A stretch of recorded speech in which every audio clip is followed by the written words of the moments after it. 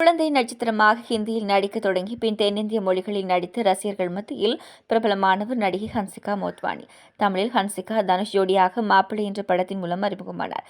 அதன்பின் எங்கேயும் காதல், வேலாயுதம், ஒரு கல் ஒரு கண்ணாடி, சேட்டை, பிரியாணி, சிங்கம் 2, மான்கராத்தே, மீகாமன், புலி, ஆம்பழ, வாலு உள்ளிட்ட படங்களில் வரிசையாக நடித்து தமிழ் சினிமாவில் தனக்கென ஒரு இடத்தை பிடித்துக் கொண்டார். இவர் சில வருடங்களுக்கு முன் சோஹெல் கத்தூரியா என்பவரை திருமணம் செய்து கொண்டார். இந்நிலையில் குடும்ப வன்முறை புகாரில் நடிகை ஹன்சிகா மீது வழக்கு பதிவு ஒன்று செய்யப்பட்டுள்ளது.